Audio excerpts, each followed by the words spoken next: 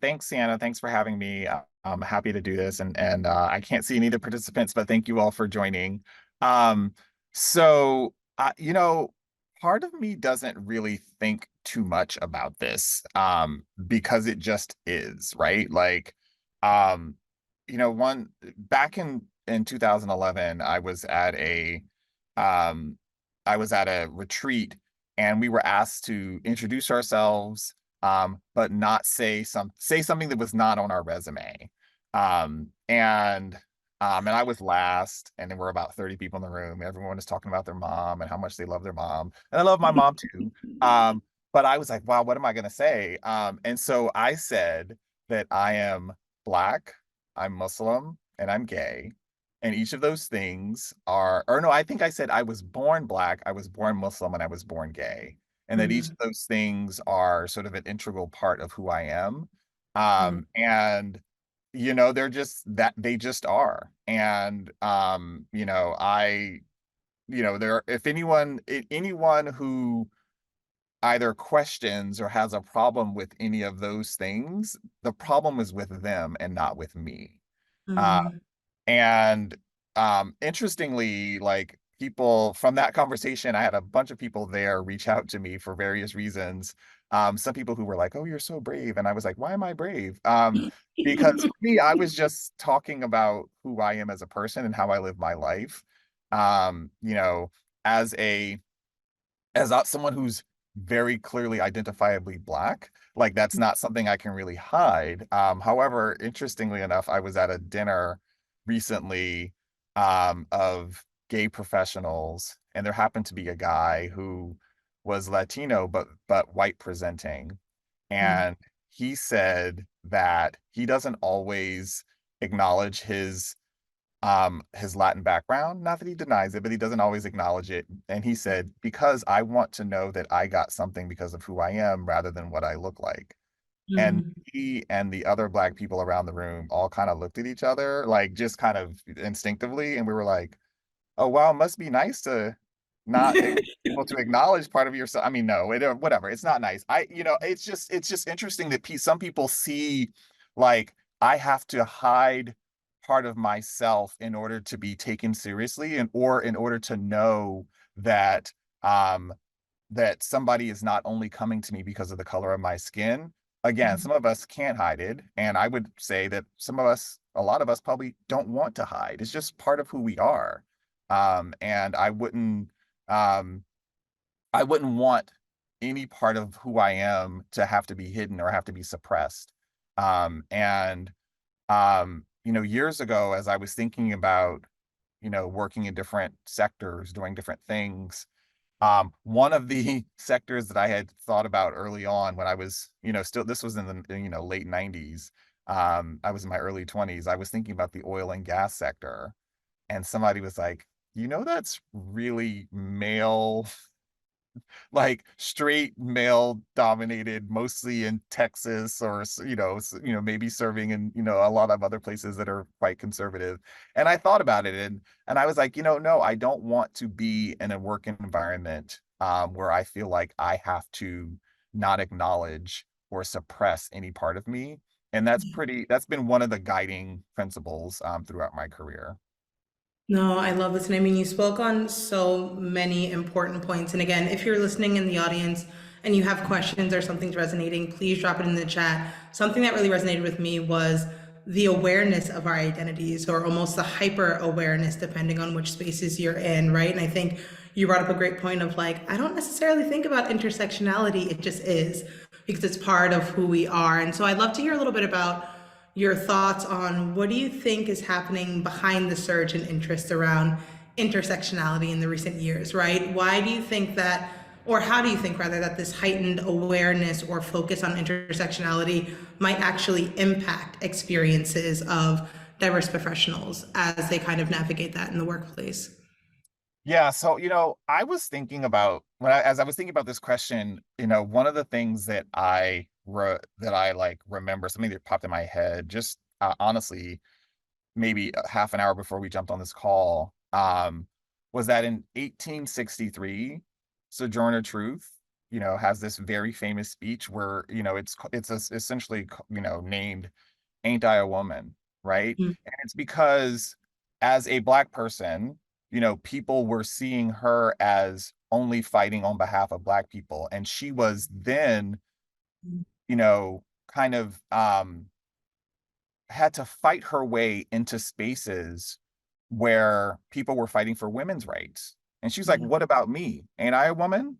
And so, Mm, like, to me, that's one of the earliest, sort of proclamations of intersectionality. She didn't call it that, but that's what it was. And then, of course, I'm sure, as a lot of people may know, that, intersectionality was a term that was coined by Kimberly Crenshaw, who was one of my law professors. So she coined it in 1991. Um, in a Stanford Law Review article.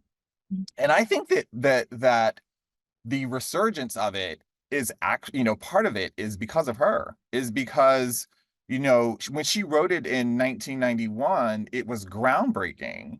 mm, Then there 30 years later, there were a bunch of articles that were kind of celebrating her original article. And yeah. I think that she saw a lot over the years, where she felt like people were not recognizing the intersectionality. And so she, I think, um, started to talk more about it as well. I think two of the things that I know that I've seen her, not recently, but a few years ago, um, really push was President Barack Obama's "My Brother's Keeper."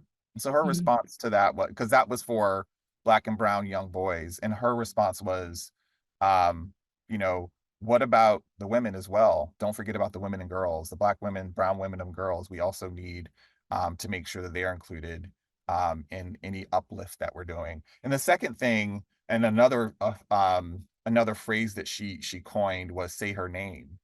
And it had mm, to do with all of the attention that we had to Black men and boys who were killed um, through police violence, or not necessarily police violence, rather, but just but violence in the United States. And so, I think that there was um, um, just all over the country, and we were hearing a lot of men's names, and there were mm. also a lot of women that this was happening to, Breonna Taylor, et cetera. And she wanted to make sure that people didn't lose sight of the fact that this wasn't just something that was visited, this violence wasn't just something that was visited upon Black men and boys, but it also really impacted Black women as well. And I think partly because she coined the term and then she was speaking out in these ways, I think it started to enter the lexicon a lot more. And then I think part of it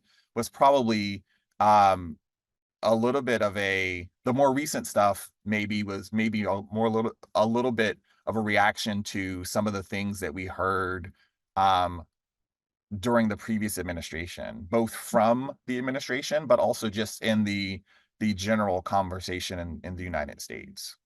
Yeah, absolutely. And again, number one, I appreciate people giving people their flowers. So thank you for that recognition and also just educating some of the folks in the audience who might need to know where these terms coming from, and also how far back do some of these terminologies also go. And I think you speak on something that's really important of being able to say, we have so many different parts of our identities, some that might be seen, right? And some that might not. And I think oftentimes we might see a surge in either workplace celebrations or owning a voice to represent a certain identity, and so many other parts of our identities might be forgotten. Or as we're looking to uplift a certain identity, so many other parts of our identity might also not be included. And so I want to bring this into the workplace a little bit more as well, just because as we think about corporate policies as well as different practices that we can kind of reimagine today with ourselves and also with the audience. But how can we start reimagining some corporate policies and practices to better support Black professionals, specifically through the lens of intersectionality? And again, for those of you who are tuning in, please drop your questions, take notes. Now's the time for you all to learn and then also say, how can I bring this back to my organization, to my leader, to my team, whatever that might look like, but really take what you're learning today and say, what can we now do with this new information that we have? So Zaid, over to you. How can we start reimagining some of the policies or practices we have? One thing, it's not all that imaginative, but one thing that I would say um, is that particularly in the environment, in the post striking down of affirmative action and all of the various different um, other initiatives that we have seen come from the right attacking diversity, equity, inclusion, I think one of the things that a lot of companies need to do is to really push back on that. And I've seen that in some places. I've seen it here at Cloudflare, where our CEO has talked about, diversity, equity, inclusion being an important um, thing for us as a company. And he talks about it all the time. He's talked about it numerous times since that opinion. Yeah. Um, and I've seen oh God, I can't remember his name right now, but he's the guy who's on Shark Tank. Mark Cuban. Mark Cuban to went like head to head with Elon Musk on diversity, equity, and inclusion on Twitter. And the two of them were just kind of battling it out. And Mark Cuban was like, here's why it's important. Here's all the benefits of it. Here's why I'm committed to it. And here's what I'm going to do. And Yeah. I think we need more of that. And then recently, there was an article in the Washington Post about how in the 1980s, President Reagan actually tried to push back on a number of diversity, equity, and inclusion initiatives. And it was the corporate world that said, no, we're going to continue doing this. It was the big airlines, it was IBM, it was all these different companies that said, no, we're going to continue doing this. And so I think that like the corporate world has a place here and pushing back against some of these attacks that we are seeing. We have seen a couple of different law firms, for example, either get rid of or change some of their diversity, equity, inclusion scholarships or fellowships over the past 6 months after that opinion struck down. That's what has happened. We have seen we have seen attacks on um, venture capital um, programs aimed at Black women. And we have seen, those companies say, we're not backing down. And so I think that, like, at its core, we need to make sure that people are standing up and saying, no, we're going to do this. This is important. And we're going to continue and we're going to fight if this is something that ends up landing in the court. Um, some of the other policies or some of the other things that I think about have to do maybe with just something as simple as programming. Um, I haven't seen this a lot, but like I feel like so those of us who have intersectional identities, sometimes it's like, oh wait, that same event is going on the same time as this other event for these identities, and you have to maybe feel like you have to choose which one do I go to. Um, and so maybe trying to make sure that things like that are deconflicted, I think is helpful. But then also, well, two things. On the one hand, I think that folks um, that companies and leaders within the companies have to encourage um, cross-pollination of different groups, and that sort of recognizes the intersectionality. But at the same time, I also do understand that a particular group may want a space for themselves, right? So if you have a group or an ERG that is for Black people, having an event every now and then with Latino folks, and you can be both Black and Latino, having an event every now and then with gay folks, LGBT community in general, or women or whatever. So one, you're highlighting something that where someone may have an intersectionality, but two, you're also supporting one another as minorities within whatever organization that you're in. I love this. And I think you just, again, bring such an important point of also coming together as a collective, right? I was thinking about, as you were talking about what works in moving the numbers, it's coming with masses in numbers. Like, right, I was thinking about Bayard Russell of like, we need 100,000 folks to come together against this stand or in alignment with another one. But I think it's really important of like, again, how can you bring this back, right? Raising your hand when you're seeing something that might be off, having these conversations, also advocating for more of that awareness. And I think you bring up a really great point of understanding other perspectives as well, right? Because we might think, okay, even within your intersectionality, you hold XYZ parts of your identity, but within that, I can promise you every single Black person that you meet in the diaspora will be different based on their lived experiences, their other parts of their identity. Same deal for if you identify as X or Y or Z, you are still your own individual. So it's also important to hear individual stories, learn about experiences. And then I also think thinking about how we actively listen as well, right? To actually be able to understand and to be able to look through a lens of compassion and understanding, but then also allyship as well. I just want to give some quick shout outs of things that we're seeing in the chat and from the community. We have Tyler, who is a pan Afro Latine, who resonates with this so much. So again, love being able to see the different representation, and we're seeing a lot of great hype up in the audience about what you're sharing. So I appreciate you thinking through this. I want to dig into this a little bit more, right? So, as we're talking about, again, corporate policies and practices, some people might be in the audience of like, I might be an individual contributor. I don't really have a voice, right? Or I'm not sure if I can advocate and make changes around programming. What would be something or advice that you would give to someone who might be in their career and trying to own more of their identity in these spaces? What would be some advice that you have for them? Well, one of the things is I think as simple as getting involved and making sure that your voice is heard. Like I think and you may not be a leadership, you might be early in your career, but you know what? If you volunteer to help with some programming, no one is going to tell you no. Because usually the problem is we can't find people to do stuff. So if you have an idea, you gotta, speak up, run with it, like, make it happen. Even if it's either something that is ongoing. For example, maybe, your ERG, your LGBTQ ERG does a Pride event every year. Maybe, and that's something for you to get involved in. But if you don't see what it is that speaks to you, or if you have something that you want to bring along, then I think you have to go and ask, because no one, I shouldn't say no one, but one, people are looking for ideas. People are looking for folks who want to do things and want to get involved. Um, and I think it's also helpful to not just to say, oh, well, that thing doesn't have anything for me, so I'm just not going to engage.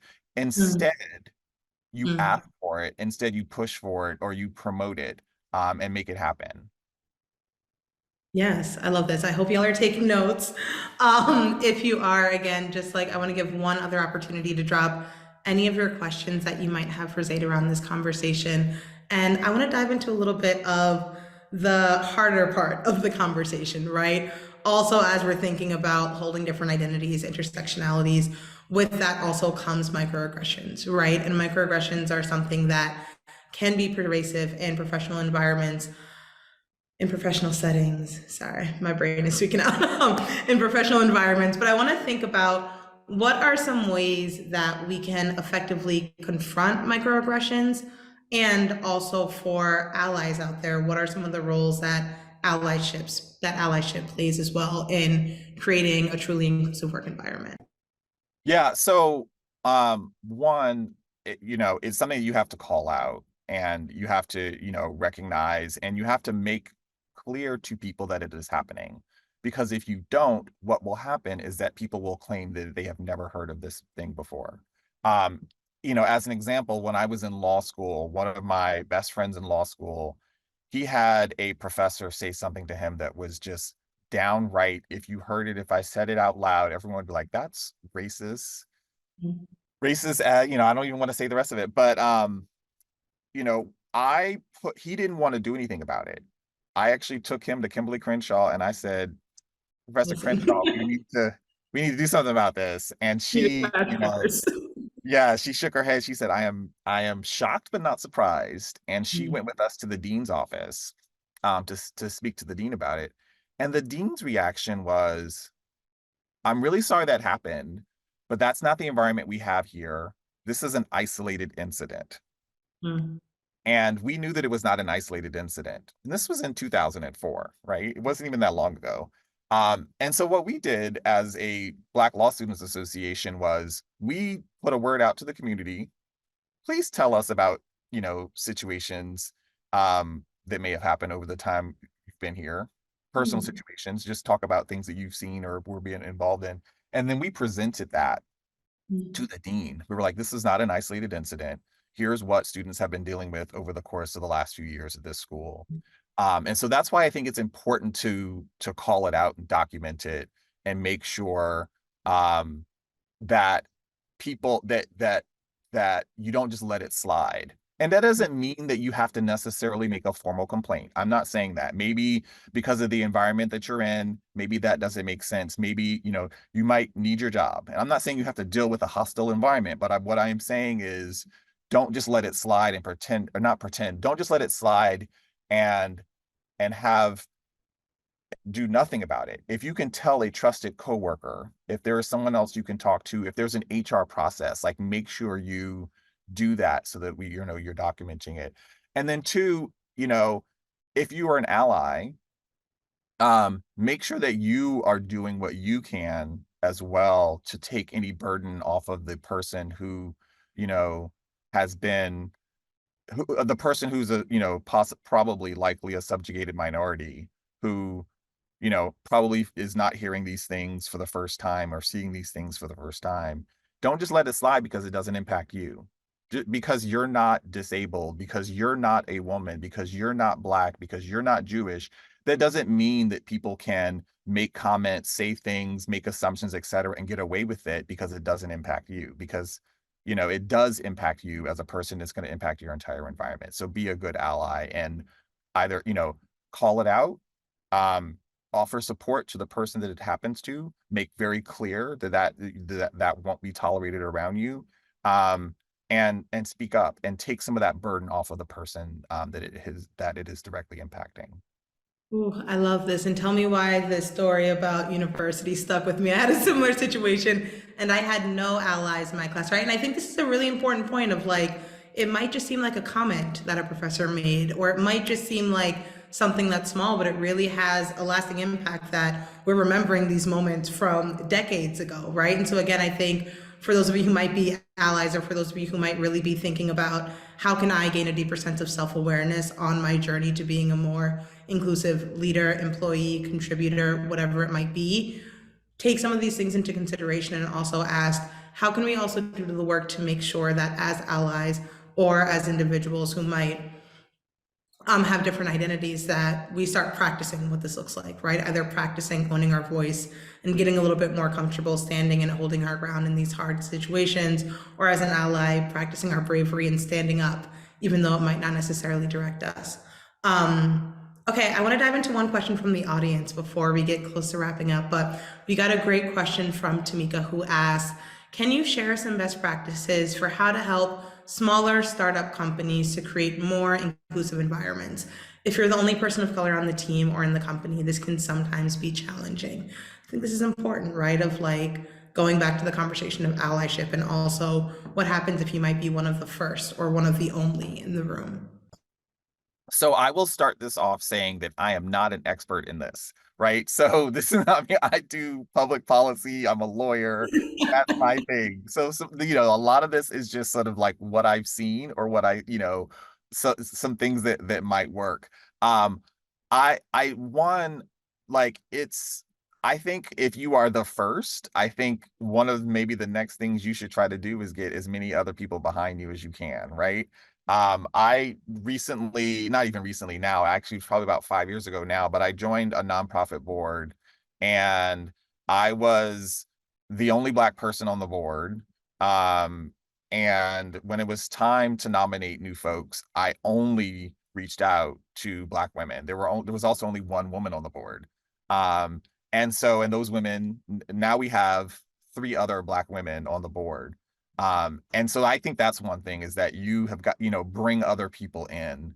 Um, I think that I have heard Mm, from white allies mm, sometimes that they don't know how to be allies. And I think not having a conversation about it is not helpful to anybody. I think um it doesn't have to be a formal conversation, but I think talking about, talking about being the only one, talking mm, about what it's like, etc. Like, I think even having those conversations can either break the ice for people who want to talk about it and don't know how, or two, you're raising awareness about an issue that they may not even realize exists.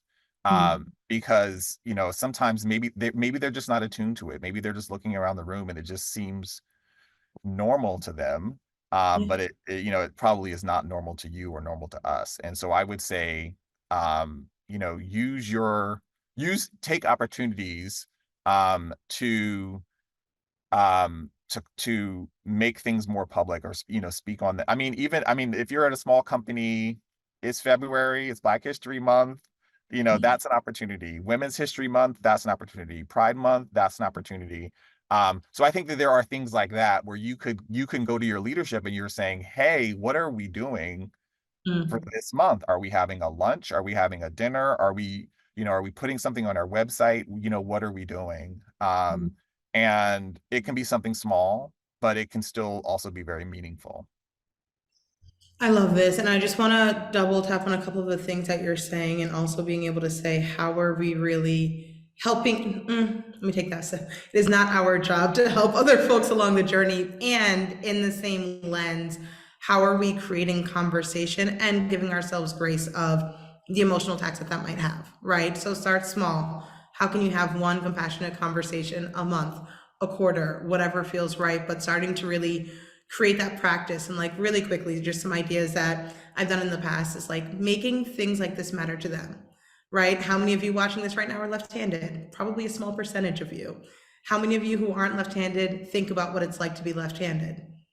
Probably another small percentage, unless you have mama or an uncle or somebody that you know in your family who is left-handed. So it's like, if that's one small part of how we live our day-to-day lives, now think about all of the different intricacies and nuances. And so it's kind of that conversation of what you were saying, looking at it with curiosity and interest, and then also raising our hand to be able to say, how can we create spaces for this? Okay, we have time for one more question, and I just want to, number one, thank you before we wrap up for your stories, your expertise, your insights today. I think it was really amazing to be able to hear you share with our wider audience. And I want to leave us with a question where, if the audience right now has to take one tip or one piece of advice from you away, and I want to focus this on how can we own more of who we are, all of the different parts of our identities. I'd love to hear from you. So I was gonna end with, and this is not the best answer for this, but I was gonna end with saying, have fun. Have fun Yeah. in your identities, right? Like make sure that intersectionality is, or diversity, equity, inclusion, that none of these things are bad. These are things to be celebrated. And I think the way, you may be able to celebrate them in different ways in your office. I mean, now a lot of us aren't even in the office. We are remote. One of the things that Cloudflare does is that we have screen background screens. I forget what they're called. I guess screensavers or whatever for Zoom or for your Google Meet or whatever. That is for Black History Month. That are for because of some programming that we did, women in tech. Mhm. Those kinds of things that your company can give you. And so when you are literally on your call, you got in the background. I mean, I had in my background a woman with an afro, like I love on in it, done by our company in our company colors, etc., that was Black women in tech. And those are the kind of things that I think that you can do to celebrate.